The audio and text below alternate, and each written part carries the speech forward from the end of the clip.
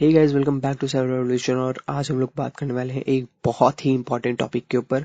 ये टॉपिक बहुत ही ज़्यादा इंपॉर्टेंट है बिकॉज नॉर्मली लोग इंटरनेट के ऊपर आपको हैकिंग सिखाते हैं, बट ये टॉपिक कोई कवर नहीं करता है। और अगर आपका ये टॉपिक क्लियर नहीं है, यानी हाउ इंटरनेट वर्क्स, तो समझिए आप इथिकल हैकिंग नहीं कर सकते। बिकॉज ये यही टॉपिक है जिसके ऊपर एक्चुअली आपका पूरा काम है इंटरनेट के ऊपर। और अगर आपका इंटरनेट ही क्लियर नहीं होगा तो कैसे आप काम कर सकते हैं।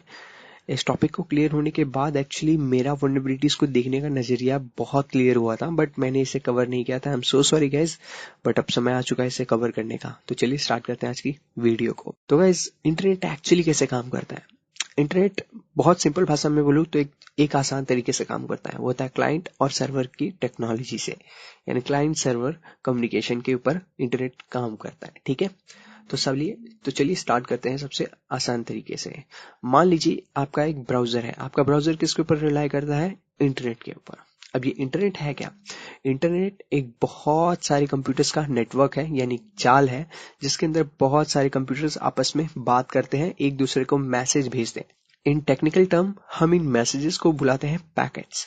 अब ये पैकेट्स क्या होते हैं? ये पैकेट्स आपका डेटा इन्फॉर्मेशन, जो भी डेटा होता है या फिर आपका इन्फॉर्मेशन होता है, उसे शेयर करते हैं या उसे लेकर ट्रेवल करते हैं इंटरनेट के ऊपर, एक जगह से दूसरी जगह पर जाते हैं और आपका जो डेटा है उसे एक जगह से दूसरी जगह पहुंच जाते हैं। ठीक है, तो अब यहाँ पर जो पैकेट्स होते हैं, ये जो भेजे जाते हैं और एक्सेप्ट किए जाते हैं, इनमें भी कुछ सर्टेन टाइप्स होते हैं, बट वो अभी कवर नहीं करेंगे, वो बहुत डीप हो जाएगा। ठीक है, तो यहाँ पे कुछ ऐसे भी कंप्यूटर्स होते हैं जिनका काम होता है सिर्फ रिसीव करना, सेंड नहीं करना। ठीक है, यानी सिर्फ वो रिक्वेस्ट एक्सेप्ट करते हैं और रिस्पॉन्स देते हैं, बट वो कभी भी रिक्वेस्ट जनरेट नहीं करते हैं। ठीक है, वो सिर्फ रिस्पॉन्स देते हैं। तो उन्हें हम कहते हैं सर्वर्स। यानी सर्वर्स कभी भी जल्दी रिक्वेस्ट नहीं करते, उनका मेजोरिटी ऑफ काम होता है कि वो रिस्पॉन्ड करें, वो रिप्लाई दें जो भी उनके पास रिक्वेस्ट आती है। बट क्लाइंट जो होता है वो रिस्पॉन्ड और रिक्वेस्ट दोनों ही कर सकता है। ठीक है, तो यहाँ पर इस तरीके के जो भी कंप्यूटर्स होते हैं हम उन्हें बुलाते हैं सर्वर। यानी आप लोग को हल्का फुल्का आइडिया मिल गया होगा। अब चलते हैं अगली तरफ, जो कि है बेसिकली इंटरनेट के ऊपर। आप सब लोग जानते हैं यहाँ पर इतने सारे कंप्यूटर्स और इतने सारे डिवाइसेस हैं। एक्चुअली इन सभी के काम करने का तरीका क्या होता है और ये सब क्या एक साथ काम कर लेते हैं?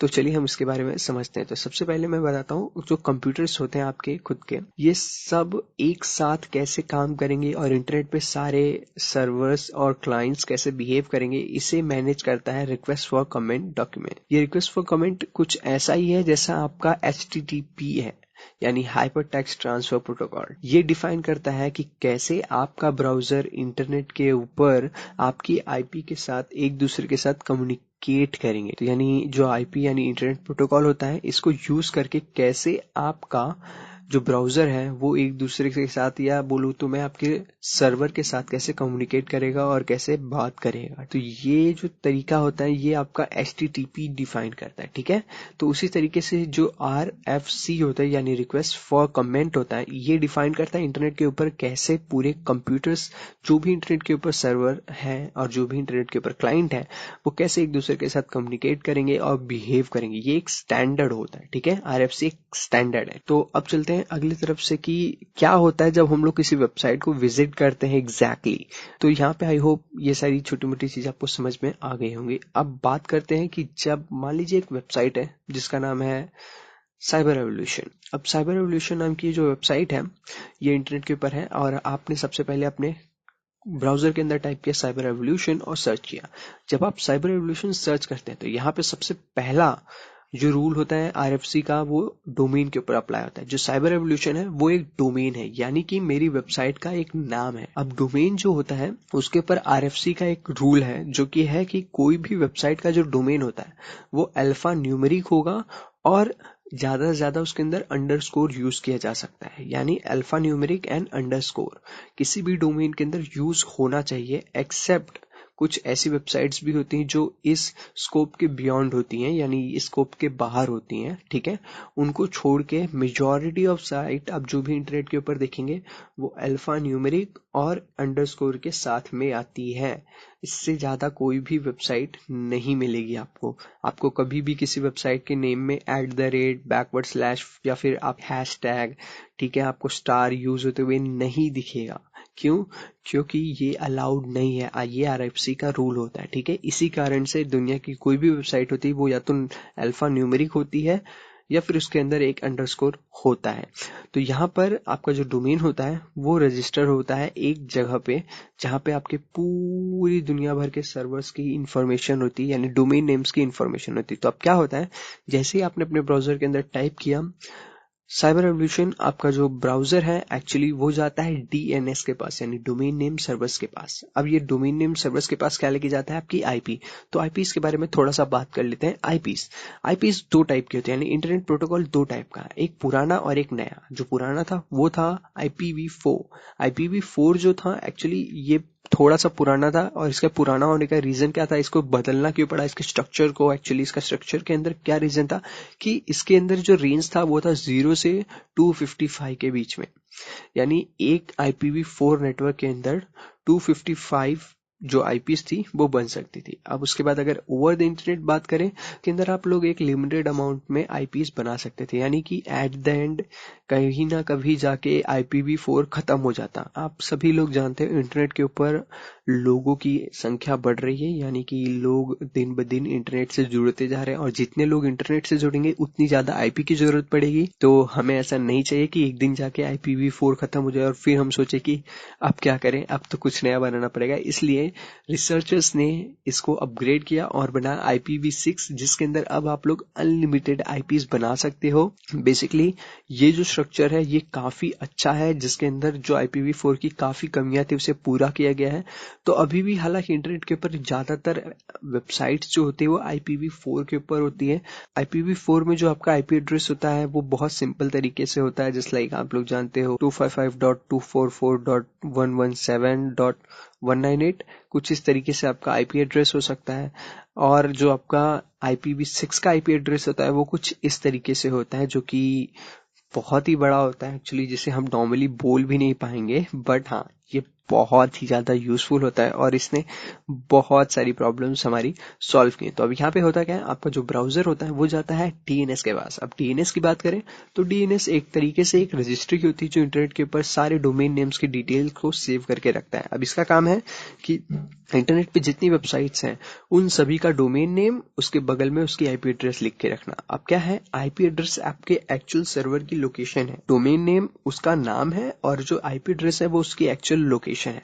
जैसे ही आपका डोमेन नेम, यानी मेरा जो डोमेन नेम है वो साइबर रेवोल्यूशन है, वो मैच करता है मेरे IP से, वो तुरंत मेरे सर्वर को यानी मेरे ब्राउजर को एक लोकेशन भेज देगा कि भाई आपको इस लोकेशन पे जाना है। अब मेरा ब्राउजर इस लोकेशन पे ट्रांसफर हो जाए, तो जो मेरा डोमेन नेम सर्वर है एक्चुअली वो यहाँ पर तुरंत ही इस IP को रिसॉल्व करेगा, यानी जो भी IP है उसे असाइन करेगा मेरे ब्राउजर के लिए, और मेरे ब्राउजर को बताएगा ये आपका पता है इंटरनेट के ऊपर, आपको इस पते पे जाना है इस वेबसाइट को खोलने के लिए। मेरा जो ब्राउजर है एक्चुअली वो तुरंत ही उस IP एड्रेस के ऊपर जाएगा, और जैसे उस IP एड्रेस पे पहुंचेगा उसे वहां पर मिलेगा एक सर्वर। अब यहाँ पर वापस से कहानी घूम के वहीं आ गई है, एक सर्वर है और एक क्लाइंट है। तो अब क्या होता है इन दोनों के बीच में, चलिए अब देखते हैं क्या होगा। जैसे ही मेरा ब्राउजर वहां पहुंचेगा तो सबसे पहले उसे इस सर्वर के साथ एक कनेक्शन स्टेबलाइज करना है। अब कनेक्शन स्टेबलाइज करने के लिए यहाँ पे क्या यूज होता है, यहाँ पे यूज होता है ट्रांसमिशन कंट्रोल प्रोटोकॉल, यानी TCP।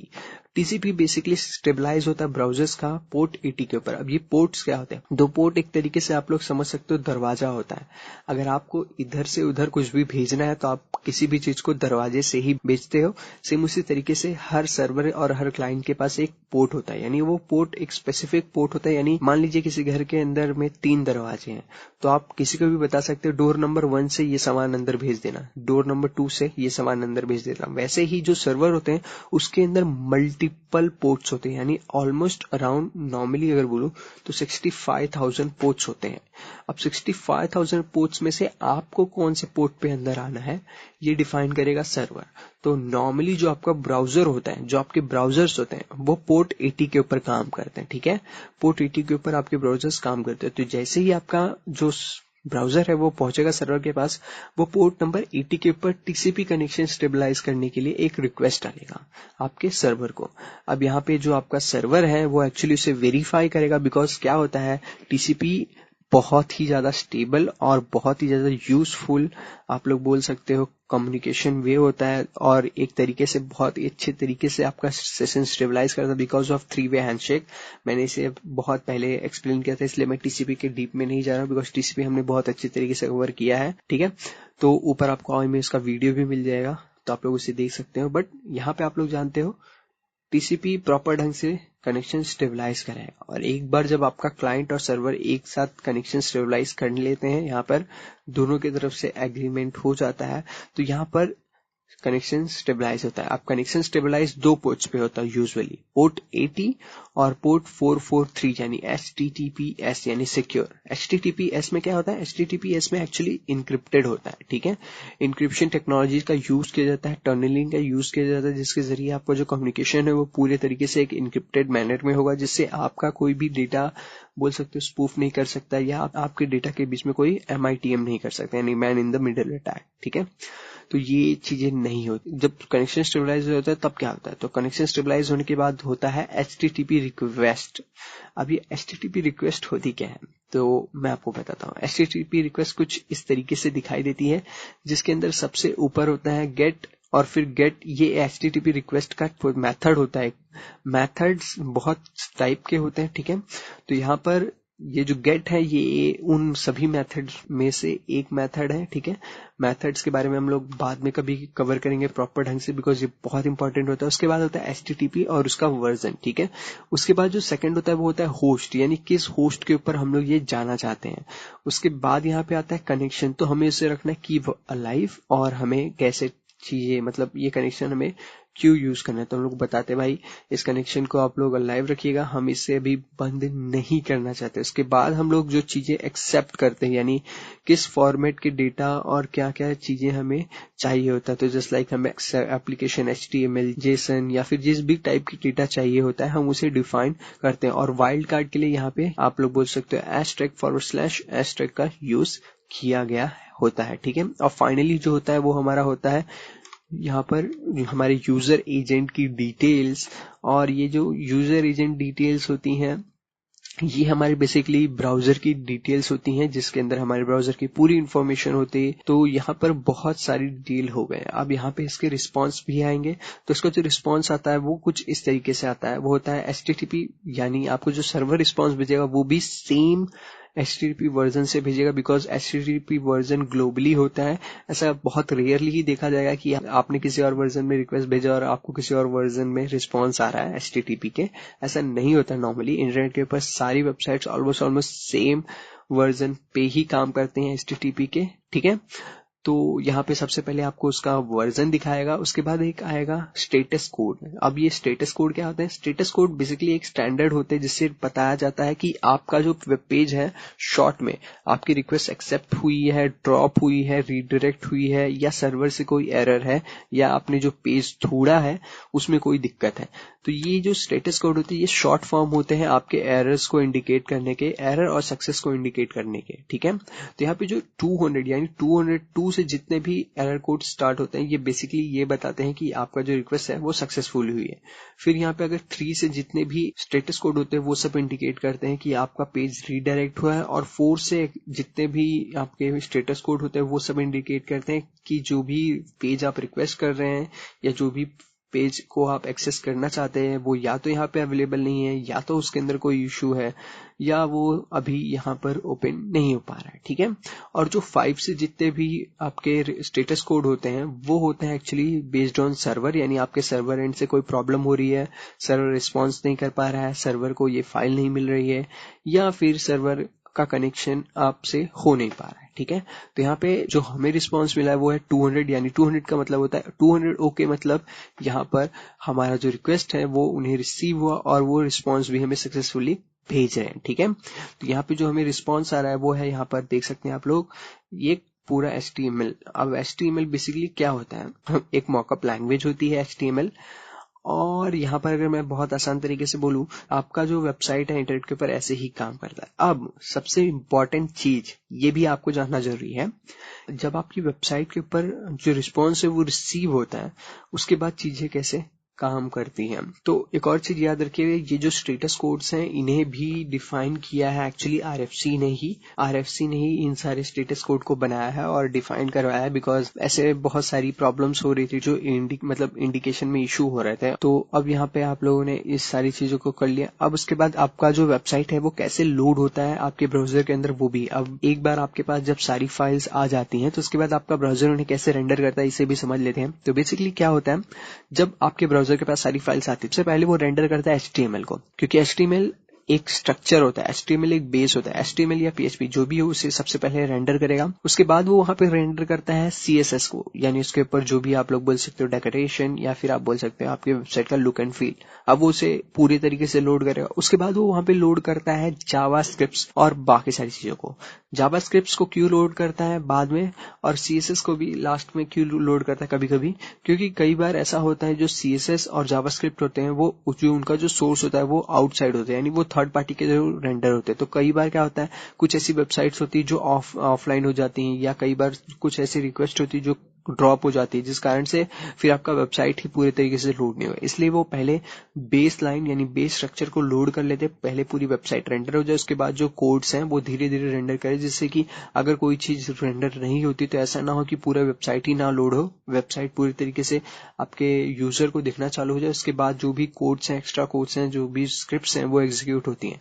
अब जावास्क्रिप्ट्स के अंदर भी कई सारी चीजें आती हैं। जावास्क्रिप्ट्स में कई बार जावास्क्रिप्ट के साथ में एप्लीकेशन प्रोग्रामिंग इंटरफेसेस आते हैं। अब ये एप्लीकेशन प्रोग्रामिंग इंटरफेस जो होते हैं जिन्हें हम लोग बुलाते हैं APIs। अब ये जो APIs होते हैं ये बहुत ही यूजफुल होते हैं, ये बिकॉज एक्चुअली ये भी जावास्क्रिप्ट की तरह होते हैं, दूसरे सिस्टम्स के साथ कम्युनिकेट करने में हेल्प करते हैं, जिसके जरिए हम लोग दूसरे सिस्टम्स के साथ कम्युनिकेट करके अपने यूजर का एक्सपीरियंस और भी अच्छा कर सकते हैं। तो ओवरऑल ये सबसे लास्ट में एक्चुअली लोड होते हैं, बिकॉज कई बार इनमें भी एरर आता है, और अगर इनमें एरर आता है तो गाइज साइट को लोड होने में बहुत दिक्कत होती है। इसलिए इन्हें सबसे लास्ट में रेंडर किया जाता है, जिससे कि एक बार यूजर को सारे टेक्स्ट, सारी इमेजेस दिखना चालू हो जाए। उसके बाद जो भी इफेक्ट्स हैं वो धीरे धीरे आते रहेंगे। तो कुछ इस तरीके से आपका इंटरनेट गाइस काम करता है। आई होप आपको ये चीजें समझ में आएंगी और पसंद भी आई होगी। तो मैं अतुल पांडे, अब आपसे मिलूंगा अगली वीडियो में। तब तक के लिए गुड बाय, टेक केयर।